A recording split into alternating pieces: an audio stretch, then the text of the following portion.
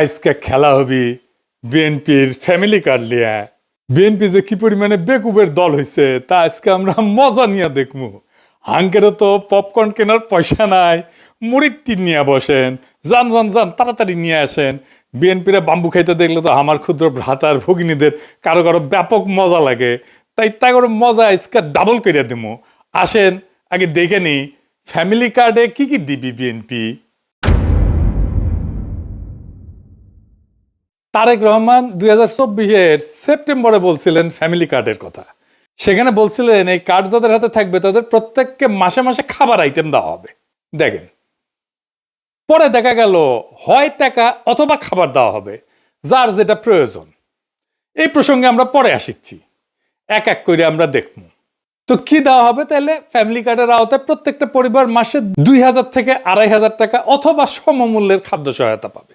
তবে খাদ্য সহায়তা কি পাবে সেটার ব্যাপারে বিএনপির নেতাদের বক্তব্য আছে, আমরা ওইটা দেখব। আমরা ওইটা দেখে খাবারের হিসাবটা করে নেব। এই সহায়তার নগদ অর্থ হিসেবে অথবা নির্দিষ্ট খাদ্যপণ্য যেমন চাল, আটা, ডাল, ভোজ্য তেল এটা হিসেবে দেওয়া হয়ে যেতে পারে। তো আমরা এই যে এটার একটা হিসাব কেজি ধরে করে দিছে এক বিএনপির নেতা, আমরা সেটা দেখেই হিসাব করব। এতে একটা পরিবারের খাদ্য চাহিদার একটা বড় অংশ নিশ্চিত হবে বলে তারা মনে করে আর কি। টাকাটা আসবে কিভাবে? ওইখানে বলা হয়েছে যে বর্তমান রাজস্ব এবং ব্যয়ের কাঠামোর মধ্যে বরাদ্দ এবং ব্যয় ব্যবস্থাপনা দক্ষতা বাড়ায়, দুর্নীতি অপচয় কমানোর মাধ্যমে প্রয়োজনীয় রাজস্ব সাশ্রয় সৃষ্টি করিয়া এটার বরাদ্দ করা হবে। এটা বিএনপির তারেক রহমানের উপদেষ্টারই লেখা, এটা দেখেছেন। তো কাদের দেওয়া হবে এই ফ্যামিলি কার্ড?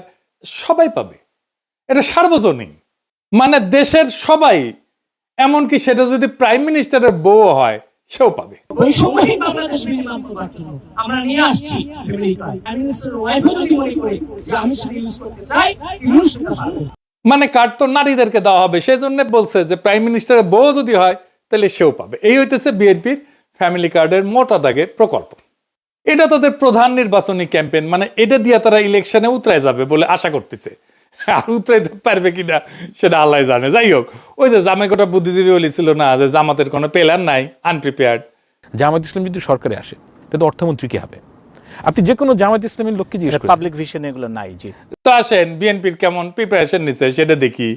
আগের এপিসোডে দেখেছেন তো বিএনপির স্বাস্থ্য নিয়ে যে পরিকল্পনা, সেটা জয় বাংলা করা হয়েছে। একে একে সব পরিকল্পনা জয় বাংলা করে দেওয়া হবে, চিন্তা করেন না। আসেন একে একে শুরু করি ভালচুন বিএনপির ফ্যামিলি কার্ডের ধাপ্পাবাজি। রাষ্ট্রের কাজ ভিক্ষা দেওয়া না, রাষ্ট্রের কাজ দয়া দেখানো না।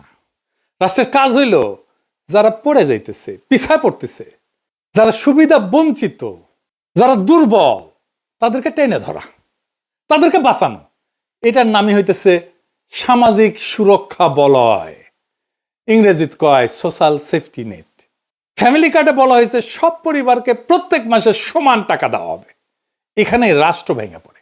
রাষ্ট্র কোনো তো এটিএম মেশিন না যেখান থেকে টাকা বেরোবি। রাষ্ট্র কোনো ডিস্ট্রিবিউশন সেন্টারও না, এটা বিতরণের কাউন্টারও না। রাষ্ট্র হইল মরাল অথরিটি, নৈতিক কর্তৃত্ব। রাষ্ট্রকে সিদ্ধান্ত নিতে হয় কে সবচেয়ে বিপদে, কে আজীব ধৈর্য পড়বে, কে সবচেয়ে দুর্ভাগ্যের মধ্যে আছে, কে পিছায় পড়ছে, কাকে না ধরলে সমাজ ভেঙে যাবে, কাকে না বাঁচাইলে চলবে না। ফ্যামিলি কার্ড বলে এই বিচার আমি করব না, সবাইকে সমান দিতে হবে সমাজতন্ত্র। এইটা হইতেছে পলিসি ফেলিয়ার, মরাল কোলাপস, নৈতিক পতন। এই যে সামাজিক সুরক্ষা বলয় বা সোশ্যাল সেফটি নেট, এটার মানেটা আসলে কি? এটার মানে হইতেছে যে নির্দিষ্ট গোষ্ঠীর জন্য সহায়তা। এটা হইতেছে যে সবচেয়ে যার বেশি প্রয়োজন সে পাবে সাহায্য। এটাকে বলে ভালনারেবল ফোকাসড পলিসি। তো ভালনারেবল কারা? যারা দরিদ্র, কর্মহীন, অসুস্থ, বয়স্ক, দুর্যোগে ক্ষতিগ্রস্ত অথবা পঙ্গু হয়েছে, আহত হয়েছে, তারা। এদের ঝুঁকি কি এক? না। তাহলে সাহায্য কেন এক? তাহলে ফ্যামিলি কার্ড কি করে? এইটা অসাম্যকে, বৈষম্যকে ঢাইকা দেয়। এটা রাষ্ট্র দায়িত্বকে হালকা কইরা দেয়। সবাইকে সমান দিলে তো শক্তরা টিকে যাবে, দুর্বলেরা চুপচাপ পড়ে যাবে। এটা হইতেছে প্রশাসনিক কাপুরুষতা। কারণ প্রশাসন বা রাষ্ট্র বা সরকার এইটা দায়িত্ব নিতে চায় না, নৈতিক কর্তৃত্বের দায়িত্ব নিতে চায় না। যে সবচেয়ে দুর্বল তাকে চিহ্নিত করে তাকে সাহায্য করতে চায় না। ধরেন দুইজন মানুষ, একজনের পা ভাঙা আর একজন দৌড়ায়। তো রাষ্ট্র যদি দুইজনকে সমান জুতা দেয়, এটা কি সাম্য হইল? এটা তো বৈষম্য, এটা তো জাস্টিস না, এটা তো ন্যায় বিচার না, এটা ইনসাফ না। এই যে তিনজন দেখেন, এই ছবিটা দেখেন, বিখ্যাত ছবি আপনারা দেখছেন, তিনজন খেলা দেখিচ্ছে, তাই না? তিনজনের পায়ের নিচে একই সমানের বাক্স দিলে তৃতীয় জন খেলা দেখতে পারবে না। প্রথম জনের পায়ের নিচে তো বাক্সের দরকার ছিল না, ছিল কি, ও তো এমনি দেখতে পাচ্ছে। আর তৃতীয় জনের পায়ের নিচে মানে বাচ্চাটার পায়ের নিচে 2টা বাক্স দরকার ছিল, এটাই জাস্টিস। দ্বিতীয় জনের পায়ের নিচে একটা বাক্স, এটাই জাস্টিস, এটাই রাষ্ট্র করে। ফ্যামিলি কার্ড ঠিক এই অন্যায়টাই করে, তিনজনের পায়ের নিচে সমান বাক্স দিছে। তাইলে এই ফ্যামিলি কার্ড চালু হইলে যারা সবচেয়ে দুর্দশাগ্রস্ত, যাদের সবচেয়ে জরুরি প্রয়োজন, সেই মানুষ অদৃশ্য হয়ে যাবে। তারা কাগজে থাকবে, বাজেটে থাকবে, কিন্তু বাস্তবে থাকবে না। টাকা সবার মধ্যে সমানভাবে ছড়ায় পড়বে। তাহলে টাকার প্রভাব শূন্য হয়ে যাবে। টাকা তাহলে কাকে সাহায্য করতেছে? এই যে পুঁজিবাদী সমাজ, এটার তো সমস্যা হচ্ছে যে টাকা মাঝে মাঝে কিছু সেন্টারে জমা হয়ে যায়, কনসেন্ট্রেটেড হয়, কেন্দ্রীভূত হয়ে যায় কিছু মানুষের হাতে। সেটা যেন রিডিস্ট্রিবিউট করতে, পুনর্বন্টন করতে হয়, রিডিস্ট্রিবিউট করতে হয়। দেখছেন না, ইসলামে জাকাতের ব্যবস্থা আছে, প্রত্যেক বছর এইটা বন্টিত হয়। যার কাছে বেশি টাকা, তাকে দরিদ্র মানুষের মধ্যে বিলাই দিতে হবে। রাষ্ট্রের কাজ সবাইকে খুশি করা না, রাষ্ট্রের কাজ সবচেয়ে দুর্বলদেরকে বাঁচানো। যে সবাইকে সমান করে দেয়, সে আসলে ঘোষণা করে আমি দুর্বলদের দায়িত্ব নিতে চাই না।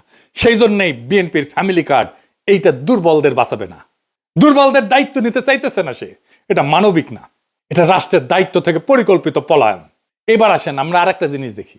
বিএনপি বলতেছে যে বাসার কর্ত্রী বা head of the house hold নারী, তাকে দেওয়া হবে। Head of the house hold বলতে কি বুঝাইতেছে? মানে পরিবারের গৃহকর্ত্রী আর কি, এই নারীর নামে। ইংরেজিতে লিখছে woman head of house hold. এনে প্রথম সমস্যা হইতেছে পরিবারের সংজ্ঞা কি, কে এটা সংজ্ঞায়িত করবে? আমাদের সমাজে যৌথ পরিবার আছে এবং ছোট পরিবার আছে, যেটাকে নিউক্লিয়ার পরিবার বলা হয়, একই সাথে চলে। যে নারী, সে নারী তো কারো মা, সে একই সাথে কারো মেয়ে, কারো স্ত্রী, কারো শাশুড়ি, কারো পুত্রবধূ, কারো বোন। তাকে কোন পরিবারের অন্তর্ভুক্ত করা হবে? পরিবারের কোনো সংজ্ঞা বানানো তো সম্ভব না। এটা একটা ইমোশনাল অ্যাটাচমেন্ট।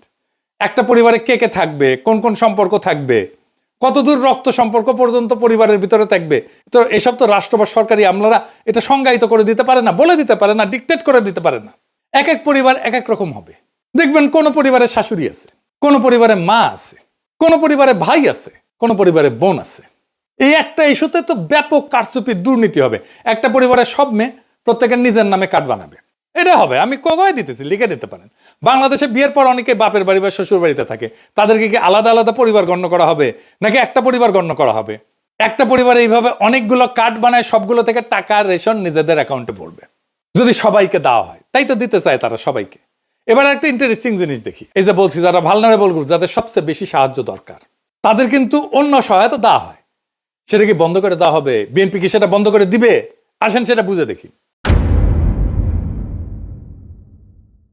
আমাদের সামাজিক সুরক্ষা কার্যক্রম কি কি আছে? আপনার নাম শুনেছেন অনেক, বয়স্ক ভাতা, বিধবা ভাতা, প্রতিবন্ধী ভাতা, তাই না? এমনকি হিজড়া জনগোষ্ঠীর জীবন মান উন্নয়ন ভাতা আছে। আমাদের একটা বিশাল খাদ্যভিত্তিক সুরক্ষা কর্মসূচি আছে, এটা সে পাশে লিখে দেন। এর মধ্যে আছে ভিজিডি কার্ড, আপনারা শুনছেন, এর নাম হচ্ছে ভালনারেবল গ্রুপ ডেভেলপমেন্ট। তারপরে আছে VGF card, vulnerable group feeding. তারপরে জিআর আছে, এটি দুর্যোগকালীন ত্রাণ। তারপর ওএমএস আছে, ওপেন মার্কেট সেল, খোলা বাজারে খাদ্য বিক্রি। তারপরে টিসিবির কার্ড আছে, দেখছেন না? এটার মাধ্যমে ভর্তুকি দেওয়া হয়েছে, যে সমস্ত পণ্য সেটা দেওয়া হয়। আবার এটা কাজের বিনিময়ে খাদ্য কর্মসূচি আছে না, ফুড ফর ওয়ার্ক, কাজের বিনিময়ে খাদ্য, কাজের বিনিময়ে অর্থ, যেটা সেটাকে বলা হয় টেস্ট রিলিফ। তারপরে একটা ইজিপিপি বলে আছে, মানে যেটা কর্মসংস্থান সৃষ্টি করবে, এরকম প্রোগ্রাম। অতি দরিদ্রদের জন্য কর্মসংস্থান কর্মসূচি। তারপরে নারী এবং শিশু মাতৃস্বাস্থ্য সুরক্ষা আছে, মাতৃত্বকালীন ভাতা আছে একটা, যারা বাচ্চাদেরকে দুধ দেয় তাদেরকে মাতৃত্বকালীন একটা ভাতা আছে, মা এবং শিশু সহায়তা কর্মসূচি। তারপরে প্রাথমিক বিদ্যালয়ে মিড ডে মিল আছে, মানে স্কুলের মধ্যেই খাবার দেওয়া হয় বাচ্চাদেরকে। শিক্ষাভিত্তিক সুরক্ষা আছে, মানে প্রাথমিক এবং মাধ্যমিক স্তরে উপবৃত্তি আছে, মাদ্রাসা শিক্ষাদের উপবৃত্তি আছে, এবং বিশেষ এবং প্রান্তিক জনগোষ্ঠীর জন্য কর্মসূচি আছে। খুব চমৎকার চমৎকার কর্মসূচি আছে। যেমন ধরেন চা বাগান শ্রমিকদের সহায়তা কর্মসূচি আছে। চা বাগান শ্রমিকরা কিন্তু খুবই দরিদ্র, অতি দরিদ্র। তাদের যে জীবনের যে কি কষ্ট আপনারা চিন্তাও করতে পারবেন না। আমি একটা ক্লিপ দেখাবো আজকে। তারপরে ধরেন বেদেদের জন্য, জেলেদের জন্য, হাওর এবং চর অঞ্চলের জনগোষ্ঠীর জন্য আলাদা আলাদা ভাতা আছে। ক্ষুদ্র নৃগোষ্ঠীর জন্য উন্নয়ন কর্মসূচি আছে। তারপর ধরেন বন্যা হইল, সেখানে দুর্যোগ, জলবায়ু ঝুঁকি ব্যবস্থাপনা, এইটার জন্য আবার আলাদা সহায়তা আছে। খরার জন্য সহায়তা আছে। ওই যে হাসিনা বাসা টাসা বানাই দিছিল না, ওইটা একটা বাসস্থান পুনর্বাসন কর্মসূচি আছে। বিএনপি বলতেছে যে এই যে ফ্যামিলি কার্ডের বার্ষিক ব্যয়, এইটা হবে 12,000 কোটি টাকা।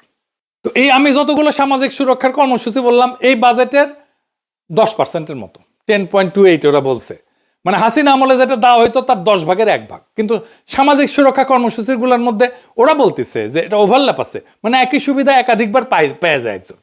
সেটা কমায় বিএনপি 9,500 কোটি টাকা সাশ্রয় করবে নাকি এর মধ্যে থেকে, এবং সেই অর্থটা ফ্যামিলি কার্ড স্কিমে দেবে। বুঝছেন, এই 12,000 টাকার মধ্যে 9,500 টাকা এক্সিস্টিং যে সামাজিক সুরক্ষা আছে ওইখান থেকে বাইর করে কেটে নিয়ে ফ্যামিলি কার্ডে ঢুকাবে। মানে একটু বুঝাই দিই, এই যে দেখেন চা বাগান শ্রমিক সে একটা বিশেষ সুবিধা পায়, আগে একটু দেখায়নি, চাতে তো মজা করে খায়, চা বাগান শ্রমিকের জীবনটা কেমন, কষ্টটা কেমন দেখেন।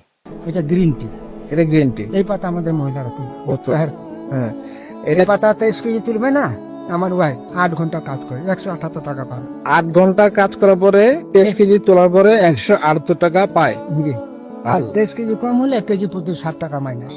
মানে 23 কেজি কম হলে 60 টাকা হয় না। জি, এইভাবে আপনাদের জীবন চলতেছে। কষ্ট হয় স্যার, ভালো মন্দ মন চায়। এই যে ম্যাডাম সাহেব একটা কথা বলি, কিছু মনে নিবেন না।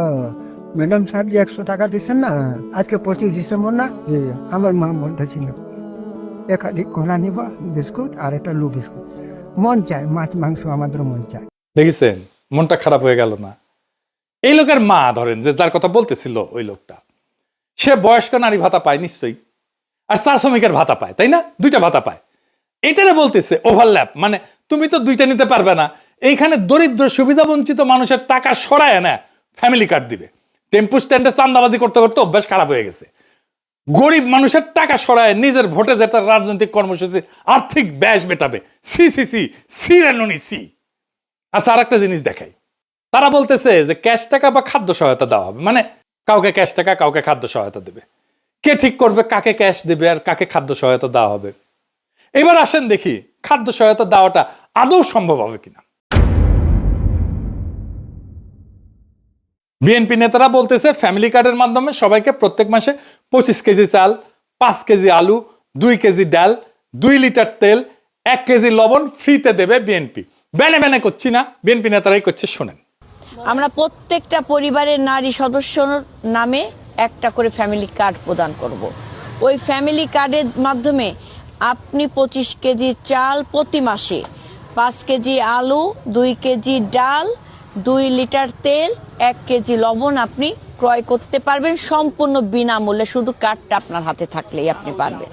হাঙ্গারে কাঁঠাল রানী 2009 সালে সবাইকে 10 টাকা কেজি ধরে চাল খাওয়ানোর লোভ দেখায় ক্ষমতায় এসেছিল।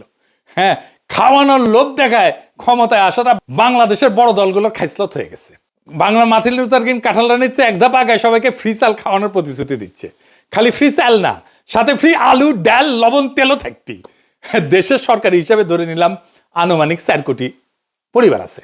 যদিও ফ্যামিলি কার্ড হইলে কারচুপির মাধ্যমে এই সংখ্যা বহুগুণ বৃদ্ধি হবে। দেখবেন এই 4 কোটি পরিবারকে প্রত্যেক মাসে বাংলার মার্টিন লুথারের প্রতিশ্রুতি অনুযায়ী 25 কেজি চাল, 5 কেজি আলু, 2 কেজি ডাল, 2 লিটার তেল, 1 কেজি লবণ যদি ফ্রিতে দেওয়া হয় তাহলে 35 কেজি খাদ্যদ্রব্য, 35 কেজি সব মিলে সরকারকে 4 কোটি পরিবারের প্রত্যেককে মাসে 35 কেজি খাদ্যদ্রব্য প্রত্যেক গ্রামে ফ্রিতে সরবরাহ করার এটার যে ক্যাপাসিটি, লজিস্টিক্যাল ক্যাপাসিটি, সেটা তৈরি করতে হবে। গুদাম লাগবে, ট্রান্সপোর্ট লাগবে।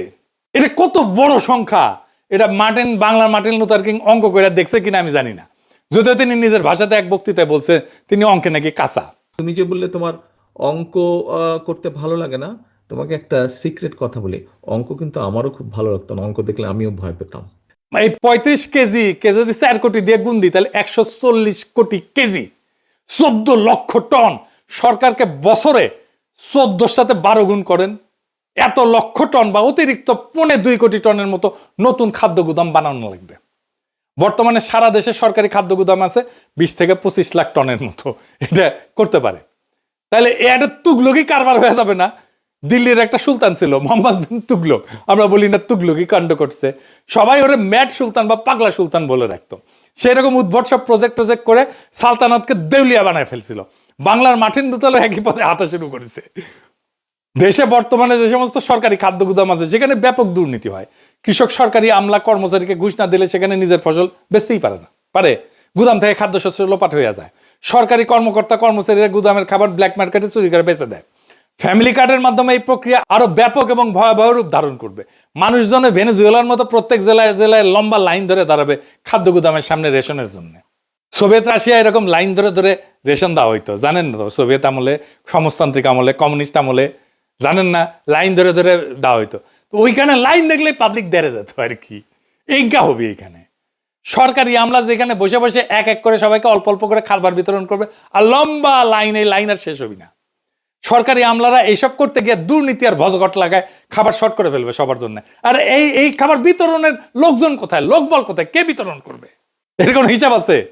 গুদামে খাদ্যদ্রব্য রেখে পচায় ফেলবে সরকারি কর্মচারীরা, পচা মাল মানুষজনকে খাওয়াবে, ভালো মাল সরকারি কর্মকর্তা কর্মচারীরা ব্ল্যাক মার্কেটে বেচে দিবে, নিজেরা খাবে আর মাল পানি কামাবে।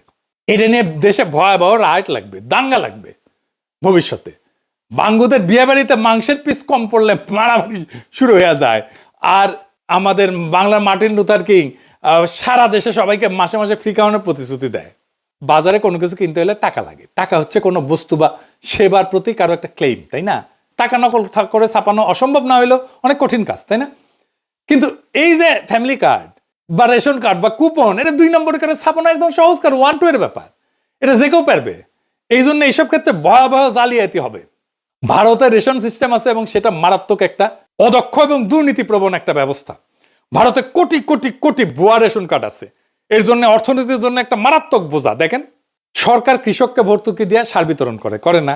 আমরা কৃষক কার্ড নিয়েও আসিচ্ছি, দাঁড়ান। চাচা শুনে, তারেক রহমান সাহেব যে আপনার জন্য কৃষক কার্ড করছে এটা আপনি জানেন? একটা কৃষক কার্ড করছে যে, জানেন এই কৃষক কার্ডে কি থাকবে জানেন?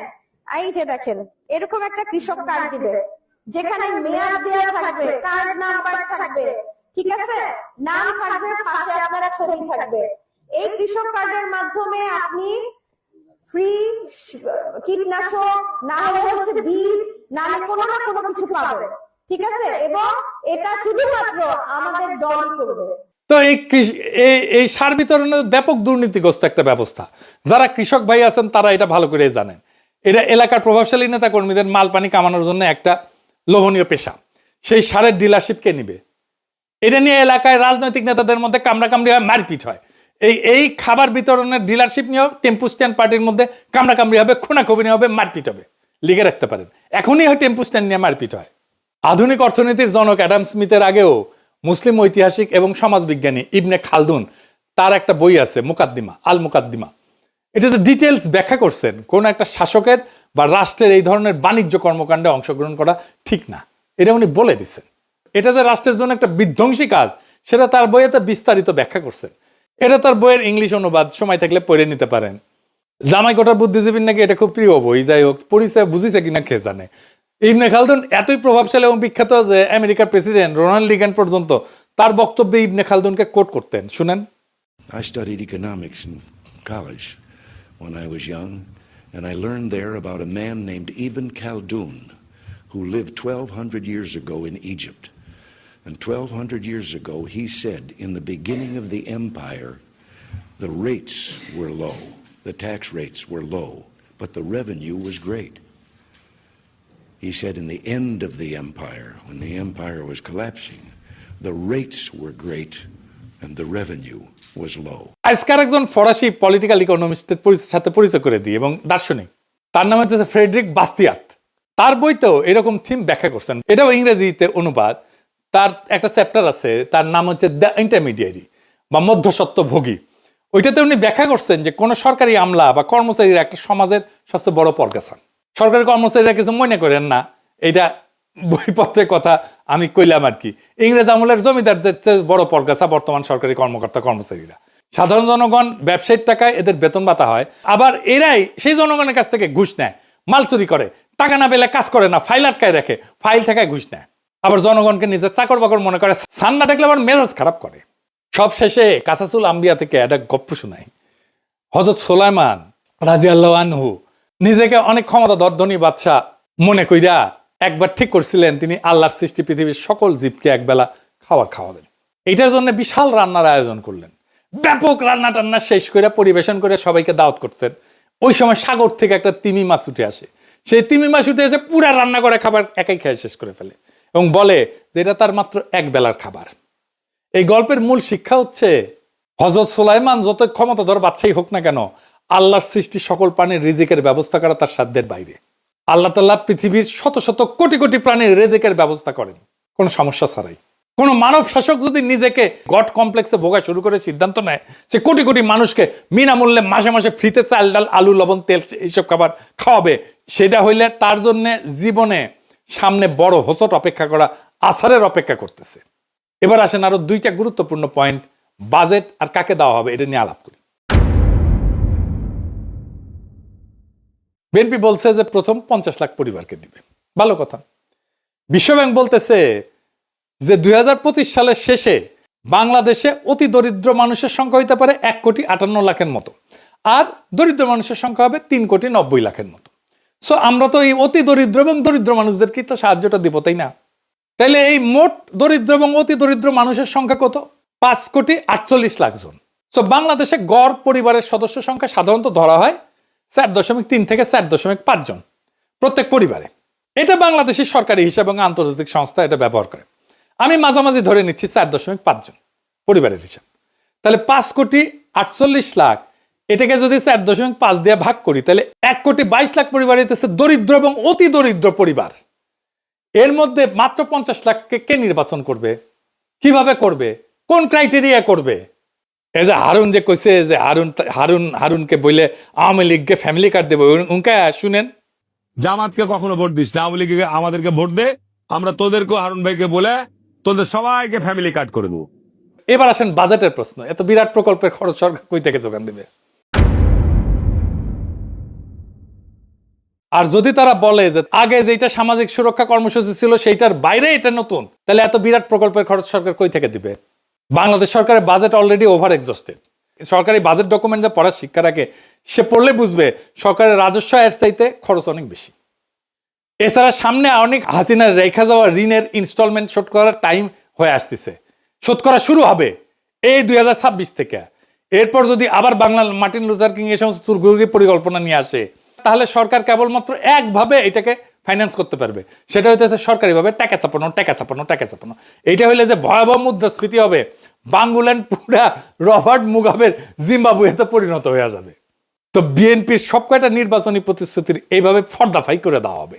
ওরা জানে বাঘে ছিলে 18 গা, পুলিশে ছিলে 36 গা, আর পিনাকি ছিলে জয় বাংলা।